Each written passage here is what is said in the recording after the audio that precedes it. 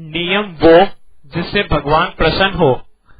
बात उन दिनों की है जब महाराज युधिष्ठिर इंद्रप्रस्थ पर राज्य करते थे। राजा होने के नाते वह काफी दान आदि भी करते थे।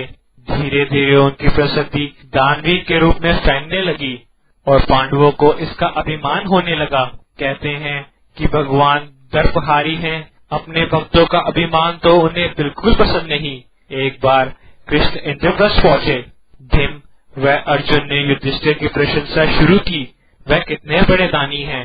तब कृष्ण ने उन्हें बीच में ही टोक दिया और कहा, लेकिन हमने कर्ण जैसा दानवीर और नहीं सुना। पांडवों को ये बात पसंद नहीं आई। भीम ने पूछ ही लिया, कैसे? कृष्ण ने कहा कि समय आने पर बतलाऊंगा। बात आई और गई हो गई।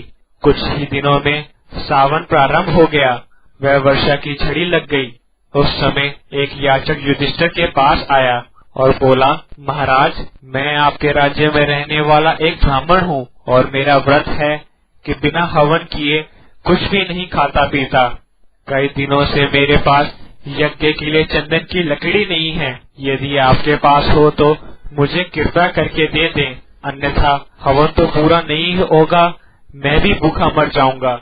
युधिष्ठिर ने तुरंत कोषाघर में कर्मचारी को बुलवाया और कोष से चंदन की लकड़ी देने का आदेश दिया।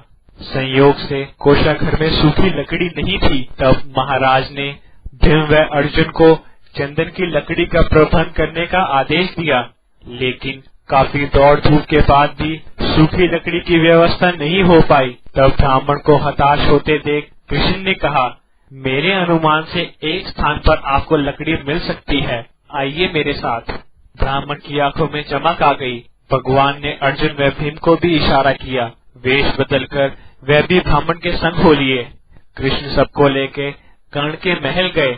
सभी ब्राह्मणों के वेश में थे, अतः कर्ण ने उन्हें पहचाना नहीं। याचक ब्राह्मण ने जाकर लकड़ी की अपनी वही मांग दोहराई। कर्ण ने भी अपने भंडार के मुखिया को बुलाकर सूखी लकड़ी देने के लिए कहा। वहाँ भी वही उत्तर प्राप्त हुआ। ब्राह्मण निराश हो गया। अर्जुन भीम प्रश्न सूचक निगाहों से भगवान को ताकने लगे, लेकिन वह अपने चिर परिचित मुस्कान लिए बैठे रहे।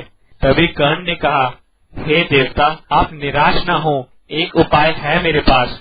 उसने अपने महल के खिड़की दरवाजों पर लगी चंदन की लकड़ी काट काट कर ढेर लगा दी। फिर ब्राह्मण से कहा, आपको जितनी लकड़ी चाहिए कृपया ले जाइए। कर्ण ने लकड़ी पहुंचाने के लिए ब्राह्मण के साथ अपना सेवक भी भेज दिया। ब्राह्मण लकड़ी लेकर कर्ण को आशीर्वाद देता हुआ लौट गया। पांडव व श्री कृष्ण भी लौट गए। वापस आकर भगवान ने कहा, साधारण अवस्था में दान देना कोई विशेषता नहीं। असाधारण परिस्थिति में किसी के लिए अपने सर्वस्व को त्याग देने का ही नाम दान है।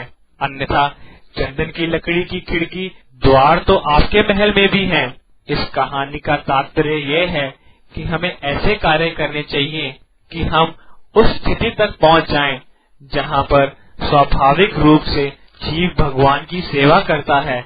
हमें भगवान को देखने की चेष्टा नहीं करनी चाहिए, बल्कि अपने को ऐसे कार्यों में संलग्न करना चाहिए कि भगवान स्वयं हमें देखें। केवल एक गुण या एक कार्य में अगर हम पूरी निष्ठा से अपने आप को लगा दें, तो कोई कारण नहीं कि भगवान हम पर प्रसन्न ना हो। कर्ण ने कोई विशेष कार्य नहीं किया, किंतु उसने अपना यह नियम भंग नहीं होने दिया। उसके द्वार से कोई निराश नहीं लौटता।